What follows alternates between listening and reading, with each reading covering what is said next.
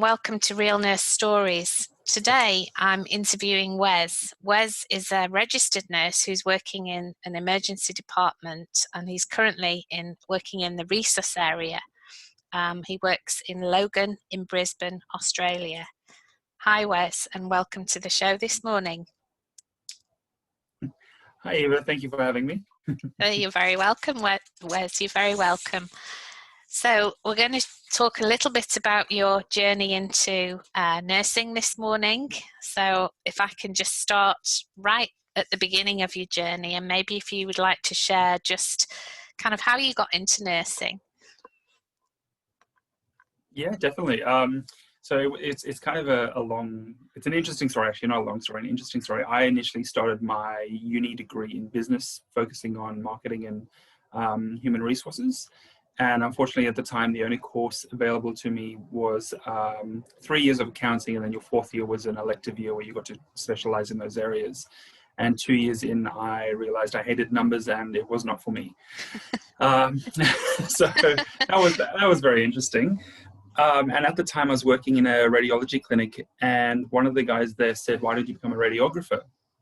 Which I kind of looked at, was very interested in, and thought, yeah, sure, why not, give it a go, and went to apply for the course, but realized that the score to get into the course was higher than that of doing medicine as an undergraduate. So I was told that a good way most people do it is they go into a health science or a nursing degree, and then after a semester transfer across.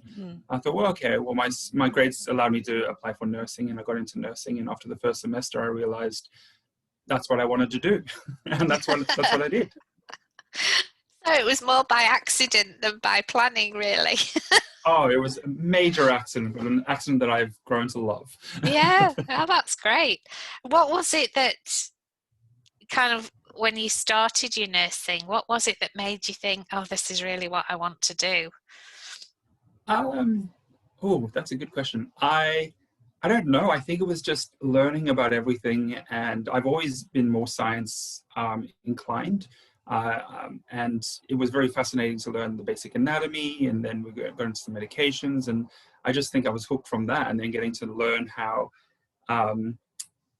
caring for a patient is more than just blood pressure and pain medication, and it's sitting and listening to them. And I feel like I generally am a good listener. Yeah. And yeah, I just from that moment on, it was kind of something that I just wanted to do. And tell me about how your training. What was your training like?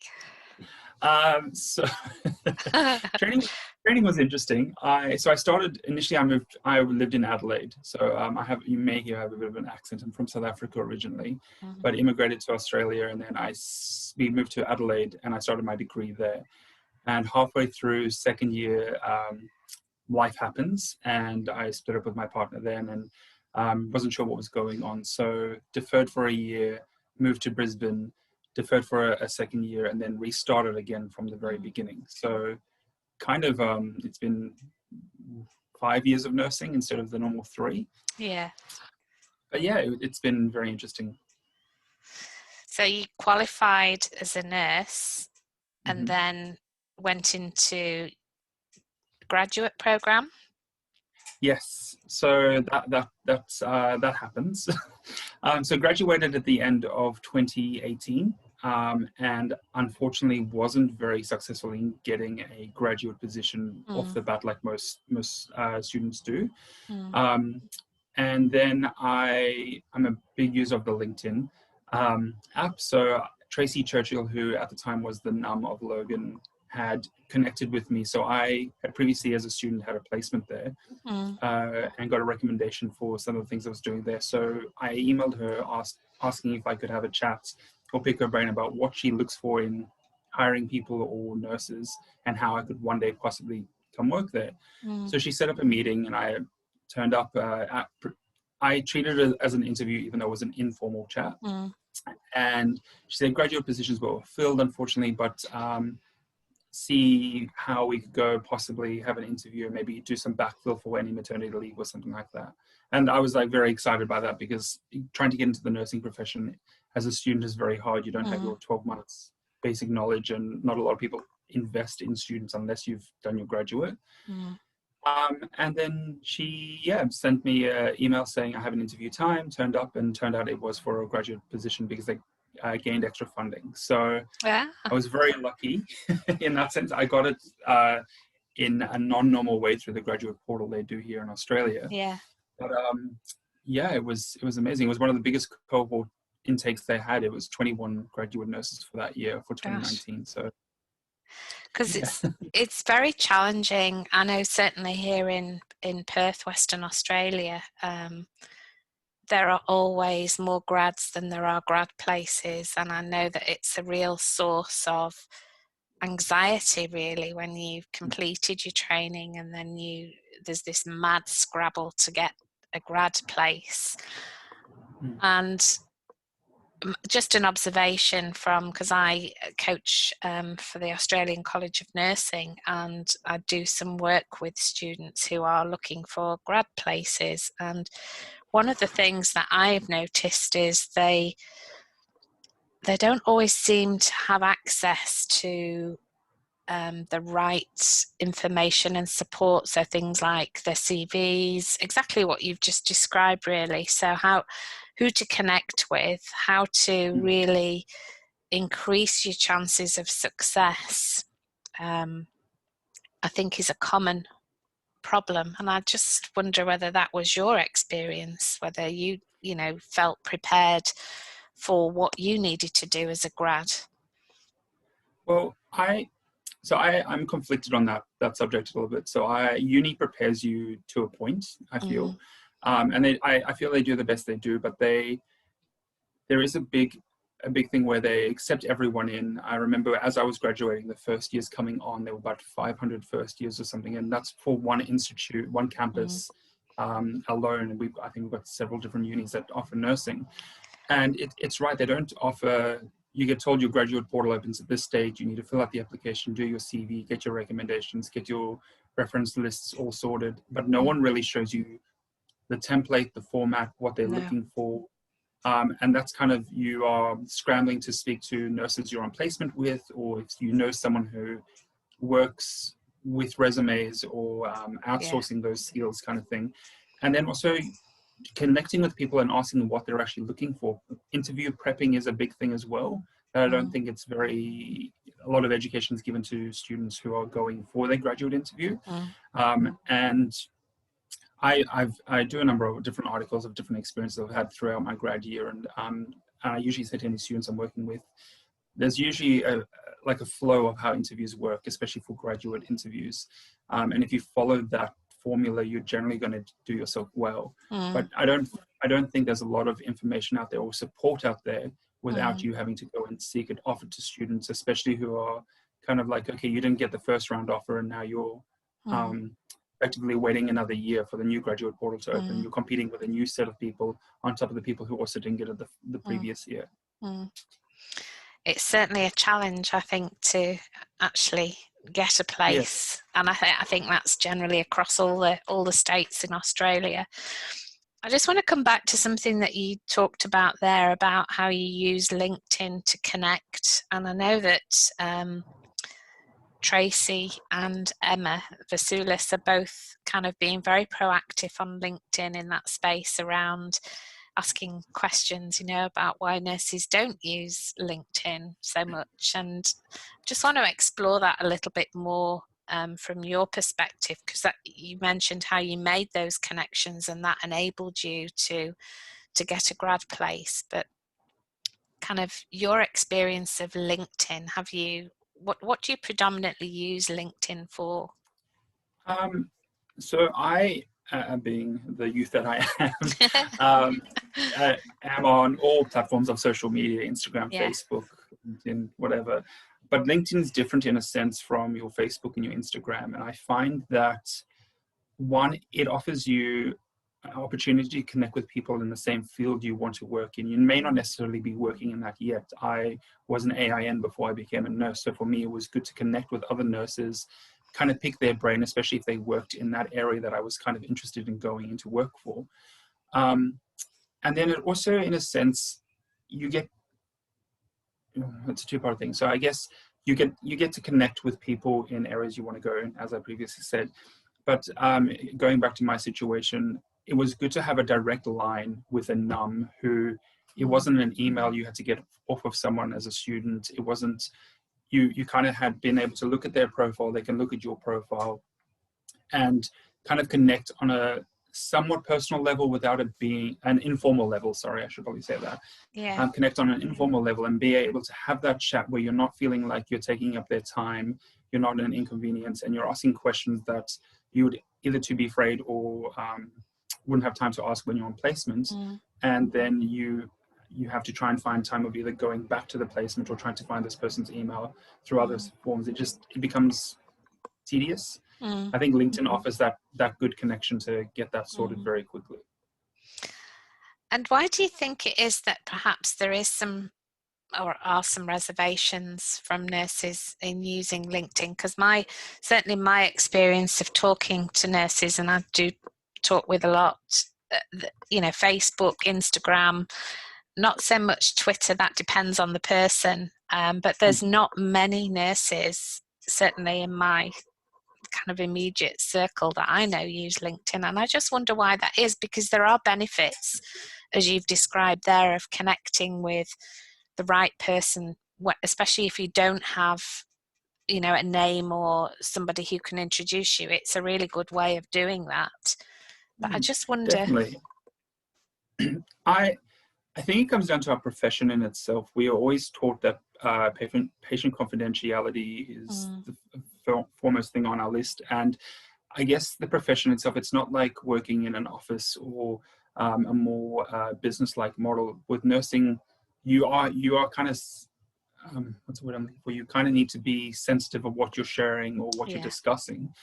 And I feel like sometimes some people just don't know or don't have the energy to put it out there as a generic form without breaching some form of confidentiality or thinking that they're breaching a form of confidentiality. That's a good point. I feel like that's, oh no, that's all right. I feel like that's probably what stopped a lot of people from talking about some things and or explain situations. So that's the other thing I love about LinkedIn is you can put up a post about asking advice or tips and tricks or for something that you've come across in a professional manner, but there is a fine line between breaching confidentiality or and that's a really important point, because we're all bound by our code of conduct and registration, and those are really important issues. And I think what you said about it is possible to do, but you have to be mindful of being careful of those things. So perhaps that is a reason why. But conversely, I've also known Facebook, people tend to forget about Facebook being out in the big wide world. So, there are caveats for all social media for nurses, I think. So in terms of your working in emergency, was that something that you kind of knew very early on you wanted to work in, or how did you end up working in emergency? So it actually happened at Logan. Funny enough, that's where I ended up. But on my second placement, I was offered a placement at Logan Emergency as a student. And I had an amazing facilitator who really got me to think for myself about what I was doing and why I was doing it. And then emergency itself offers a thrill, effectively. So it is a very adrenaline junkie type environment, and there is a lot going on, and I find you either are interested in emergency or not, and that's completely fine. It's up to the person, but I do love the thrill that comes with it. But effectively, as a student, we were told we will never go into resus, we'll never see the inside of resus, don't even think about it. And I think it was like the last 2 days before my placement ended, I was invited into a resus and was able to assist in the resus, and I got a recommendation from that. And after that moment, I realized this is definitely where I wanted to be. Because it's quite a challenging job, isn't it? I've done a couple of interviews with nurses who work in emergency, and it's kind of, you never know what's going to come through the door. And That was the sense I got from previous interviews. But that, I think you either love it or you don't, and clearly you do. You know, that's yeah. So tell me a little bit about, because Resus is quite it's quite a challenge on a personal level for that reason that you never know what's going to come through the door. How do you manage that in terms of your own well-being and work-life balance? Because you must see some pretty traumatic events, really. Well, definitely. I mean, that's what Resus is. Yeah. But I will say this, we are very well supported by both our education team and our senior nurses when we have something traumatic coming through. You're never left alone in that area. That's the one benefit of being in Resus, is you have a specific team working with you closely on anything you're doing. And we do a debrief after basically any intubation or any traumatic episode that we have that comes through. We do a big debrief with everyone who was involved, from AINs all the way through to the senior consultants and anyone else in between, the radiographers and all that, just to unpack what happened, get a bit of information, because sometimes you walk into a situation, you don't have all the information, you're just doing the task you need to do to help that situation out. So it's good to come together at the end, discuss how we went about that situation, what we could have improved, what we did well, and if there was anyone who had any reservations or any concerns, that they were in a safe space to speak up about it.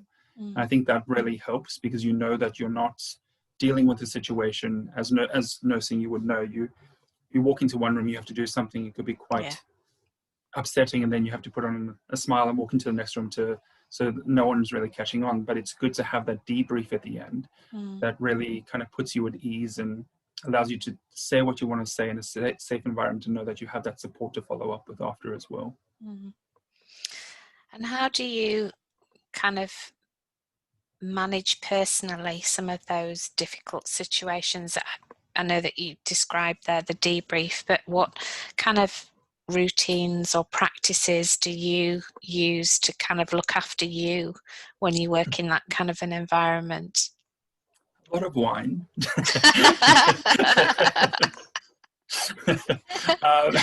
The occasional wine does help. No, I have. I'm a gamer effectively. I play a lot of online gaming. So for me, that's a way of kind of switching off. And then I find gym helps a lot. So just being active in that sense definitely helps. But I guess there's different ways about going about it. Like I said, we joke about having a wine, but anyone in the healthcare profession is definitely someone who likes to have a bit of a drink every now and then. But also talking about it can help, especially your partner or your friends may not understand something, but you have your close work friends, someone who works in the industry, who will understand what's going through. You might catch up for a coffee and just be like, I need to unload this or unpack this, and it's good to talk about it in that sense as well. Yeah, that's true, because sometimes you can't always take those things home. It's for lots of reasons. It's not always, and I'm sure people get fed up of us talking about it, for one, when you're married, your partner's a nurse, and so it's something that interests me really, in terms of, nursing is a really demanding job, and physically and mentally demanding, and I think add shift work into that, and the difficulties of how do you build in regular time to almost counteract some of those stresses and strains is another challenge in terms of shift work, and how you go about that. Well, I have a regular. I'm a horror movie fan. I've got a friend, Mandy, who she also loves horror movies. So we generally she works in theater.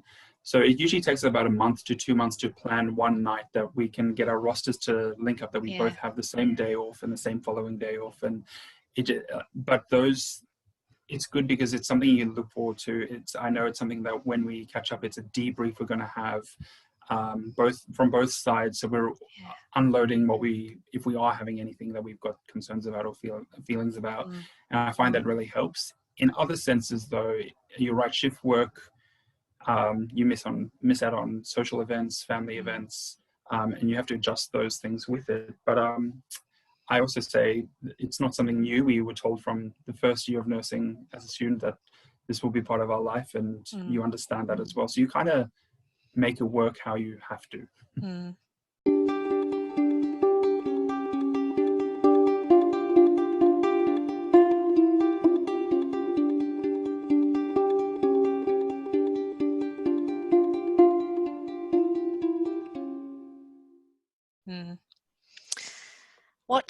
What's the most difficult part for you being a nurse working in emergency? I know we've talked around shift work and kind of having family and friends who are supportive, but what would you say is the most difficult part?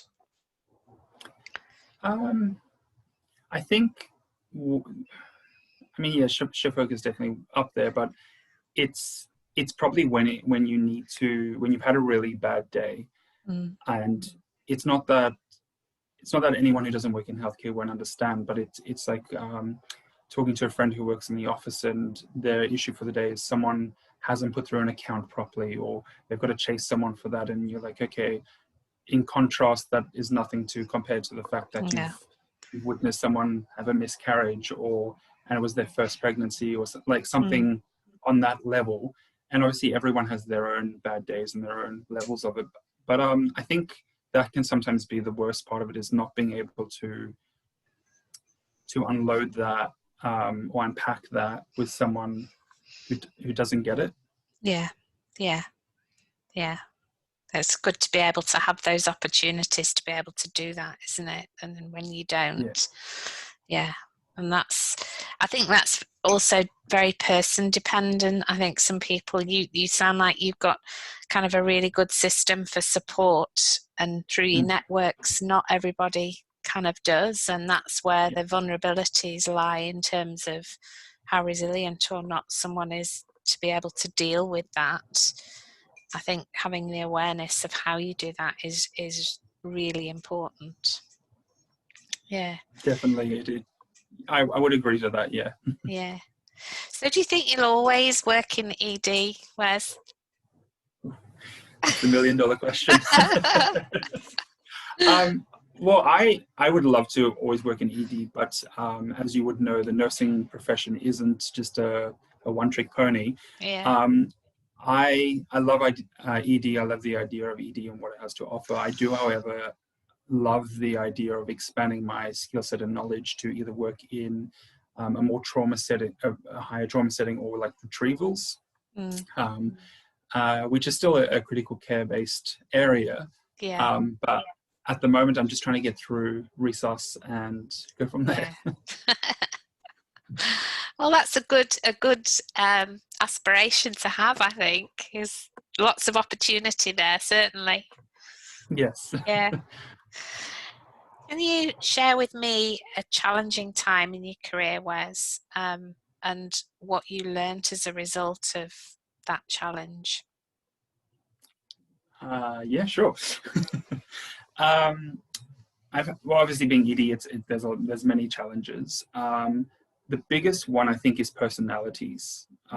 Most people may jump to a patient situation or a scenario based, but I think some of the challenging situations that I've come across is clashing personalities within emergency, because it is a fast-paced, pressure-induced situation. Sometimes you're never going to always have rainbows and butterflies working with everyone, and I think some of the biggest challenges is navigating around people who communicate differently to you, or don't understand how to communicate what they need in an effective manner without coming across as an attack. And that for me can be one of the most challenging things, because they could just be stressed and dealing with something else, having a million things going on, and then they've asked you to do something, but in a manner and a tone that you've taken personally as an attack, and then it becomes that awkward situation between two people. So I think that for me has been an interesting situation. I haven't come across many, thankfully, but those times that I have come across it, it's a good way to step back and just be like, okay, hang on, what do you actually mean? Can you explain this a little bit more? And go from there. I think communication is the biggest aspect in emergency that can make or break a situation, especially working in resus. I think that's so true, and it certainly in a pressured environment, which emergency is, you know, stress and pressure can, as we know, make people react sometimes in ways that they wouldn't normally react, and it's that exactly what you've described there, the ability to be able to just almost step back and think about it from the perspective of what's going on for this person here at the moment that's causing that reaction, I think is a skill when you're under pressure yourself, but it just takes the heat out of that, maybe taking something personally. So yeah, that's a good example, I think, in terms of, and I guess that comes with experience as well, doesn't it? And the more you work in that environment, the more you learn and hone those skills, because you see people who do it well and you learn from people who don't do it well. You kind of think, mental note not to do it that way. Definitely. Like I said, my background before becoming a nurse was AIN, and before that I worked in children's theatre. And I was lucky enough to be moved up quickly with working through red blankets and organ retrievals and ECMO transfers and stuff. So you get to learn how to communicate because you are working with such a small knit team. And communication is definitely key in any situation, but it definitely can make or break that situation. And if you remove that personal element from it when someone's communicating something to you, I definitely feel that situation can be bettered. I want to go back to something, Wes, that you mentioned at the beginning about you consciously changed direction in your career. And I know that proportionately nursing is still very much a gendered profession in terms of more women than men. And I'm really interested to know, kind of from your perspective, when you changed direction, kind of what were the thoughts and views of your former colleagues or your people in your immediate circle when you told them that you were going to go into nursing? I think, well, like I said at the time, I was working at a radiology clinic, and it's kind of funny because yes, nursing is a more female-dominant profession, but where I was working, I found that a lot of radiographers tended to be men, which was also very interesting. That was more male than female, but in sonography, it was more female than male. So it was very funny to have those different modalities. But from a work perspective, there was no one really who said anything at all. From family, I'm the first nurse in my family, so I'm not a generational family of nurses or anything like that. So it was very interesting to see. Well, it was very supported by my family, which was great. But I don't think there was any issues or any concerns or any thoughts that I was going into a woman's role or anything like that. It was actually no. Yeah, I never experienced that, I must say. I'm curious to know, because I know there's a lot of work. For instance, the Australian College of Nursing has done a lot of work promoting men in nursing, and thinking about what kind of needs to change to encourage more men to take up nurse training, because the fact that historically nursing has been very gendered and largely female doesn't mean that has to be how it carries on in the future. But just kind of thinking from your perspective, what might need to change to encourage more men to take up nursing as a career, do you think? I think it is changing currently. I think the current climate there, I'm seeing a lot more male student nurses coming through on placement. I think it's maybe the perception. I do remember while being on placement, and still to this day, I will walk into a patient's room and start my exams and talking to them, and without if I don't introduce myself as the nurse, if I just introduce myself, they automatically assume I'm the doctor. Yeah. Yeah. And it's very interesting to see that, because when I am working closely with a female doctor, but she doesn't introduce herself as a doctor, they automatically assume she's the nurse and I'm the doctor. So it's very interesting to see the perspective of Yeah. people, how they gender stereotype automatically. I must be a man, so I must be the doctor. And the lady who's the doctor must be the nurse. Which I find very interesting, and I'm very quick to be like, no, I'm Yeah. nowhere near a doctor. But I think it's. I know it's definitely changing. I do know there's more males going into nursing, but it is also very interesting to see the perspective of the public or the patient's perception of gender stereotyping in our workplace. It's fascinating because it tells such a story, doesn't it, about that whole perception and how the public view those roles. And I think, personally think, some of what the nursing profession needs to do is to kind of be more out there and talk about the different roles in nursing and break down some of those stereotypical views, because it has changed enormously. And I often wonder whether the whole COVID situation will change some of those perspectives as well, because nurses have been very much at the forefront. And, I think that in itself has portrayed a whole different level of nursing, which makes me wonder whether that will help to change some of those views. I don't know. Time will tell, I guess. I think I have to agree with you. I think it's also shown that nursing and healthcare is not necessarily a guaranteed job, but a guaranteed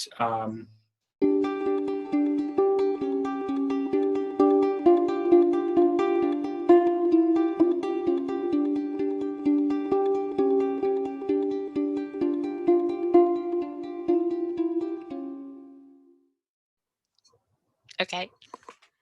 So I think the situation showed that working in healthcare, in a sense, is almost like a guaranteed job, or a source of way of providing. Because currently, at the moment, with the amount of job losses going on, with business shutting down, the one constant in this entire pandemic is the fact that healthcare is definitely going strong still, and we definitely need more people in it as well. Definitely, that's not going to go away anytime soon, I don't think, is it? No. Knowing what you know, Wes, about your journey and the struggles that you've talked about in terms of securing a graduate place, what advice would you give to someone who's just literally setting out on their career, who's maybe just qualified? What advice would you give them? Well, this is a bit of a shameless plug, so I apologize. No, But no, on my that's all good. LinkedIn, I've done a number of different articles. One, my experience as a graduate nurse, and one of preparing to become a graduate nurse. So when you're going through the graduate application. So if we're talking of terms of prepping yourself for the graduate application, I've done like 5 tips basically. I'll briefly go over them, of like doing your homework, going back to basics, being okay to say you don't know, and knowing your limitations effectively. Because we have this, as students, you put pressure on yourself you need to be the best. When you go for an interview, you think that the panel are going to be like, you need to be able to know everything and do everything. But realistically, and this is something I feel uni kind of switches on us, is that they're not looking for a hero. They're not looking for someone who can take everything on by themselves, because realistically in the workforce, we're never by ourselves. We work in a team. So if you can't spot a deteriorating patient, you can't escalate those concerns, you can't communicate that's more of a risk to your patient and your workplace than it is to everything else. So my advice from a student going to grad is those things exactly: knowing your basics, knowing when someone's deteriorating and when you need to ask for help. But if we switch it for someone who's in their graduate year, who maybe who like myself doesn't come from a family of nurses and healthcare professionals, I think my advice to them is it's going to be a stressful year. Your graduate year, I think, is one of the most stressful times because you're adjusting to working for once without, you've still got study going on, but you're working a lot, you're learning a lot, especially depending where you are.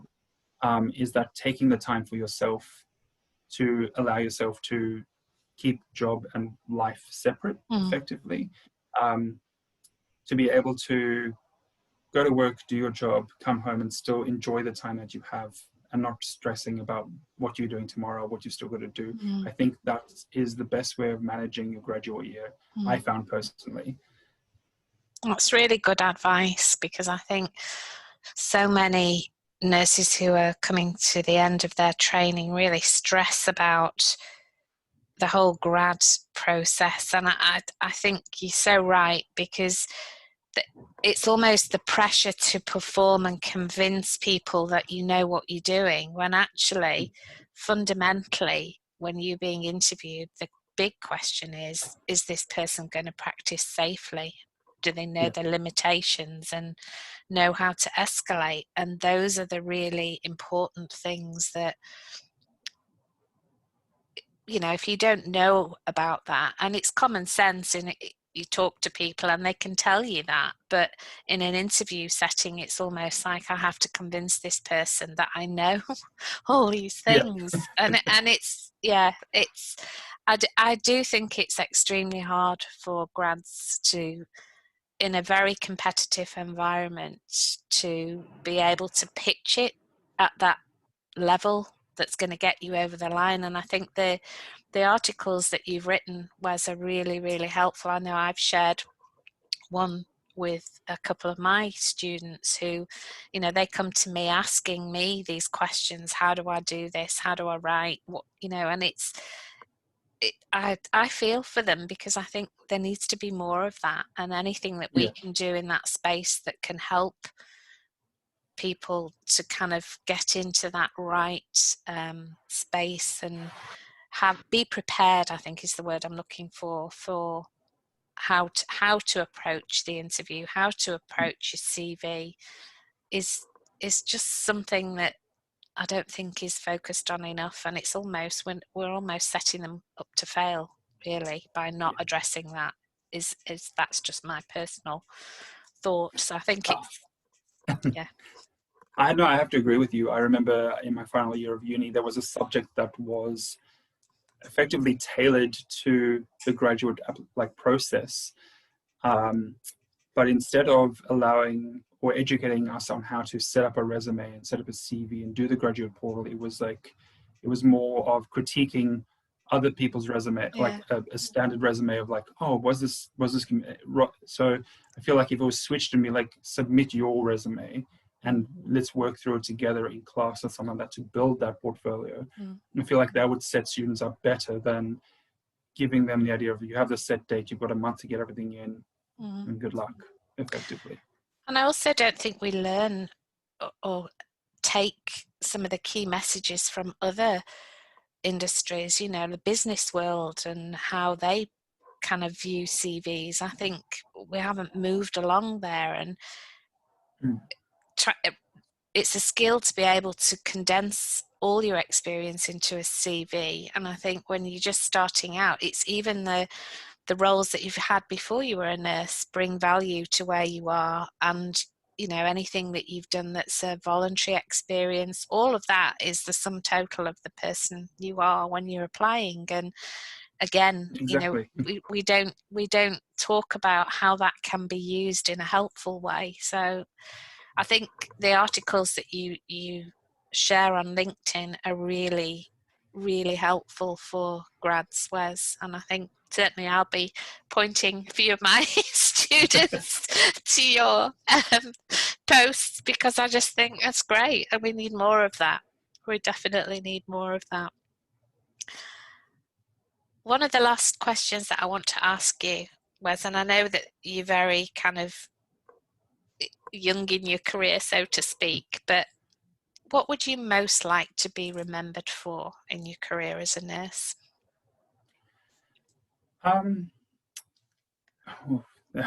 For me, I think I think I'd like to be remembered as someone who was always there to help effectively.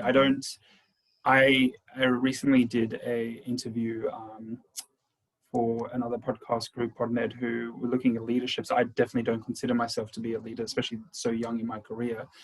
But the people who I view to be leaders, or I see them to be future leaders, are people who are approachable and who you can go to for help without feeling like you're going to be judged or criticized. And I would want to feel that at the end of my career, if we were to do a "this is your life" situation, um, I would very much feel honored if that was the perception that I left behind. That I was someone that was approachable, that they could come to for help, and was there to offer the help, or at least put them in a direction to get help if I wasn't able to do it. At the end of the day, I think that would, for me, be enough. And that's kind of growing the next generation, isn't it? It's about imparting what you've learnt and supporting someone else on their journey to become a great nurse. And I think that's a fabulous kind of way to want to be remembered, actually. I think, that's really good. That's really good. It's been lovely to interview you, Wes, today, and I'm thankful for the time, because I know so many nurses are really, really busy at the moment, and I think it's good to get so many different perspectives from nurses working in different environments. I want to just be able to give you a bit of a plug now for your LinkedIn articles. So if anybody listening to this podcast wants to find you and your articles, can you just share with me now how they do that? So thank you very much, firstly, for the opportunity. That's all right. So if you were on LinkedIn, you could just search me, Wesley Woodborne, Woodborne. My profile is public. I've got a number of different articles there, from experiences of being a grad, tips and tricks for graduate nurses. I'm currently working on 2 different articles at the moment, which hopefully will be published in the next month. But yeah, if you also, any students who are listening to this, if you have any questions or concerns, or just want some advice, I'm more than happy to help anyone who comes my way effectively. Well, that's great, Wes.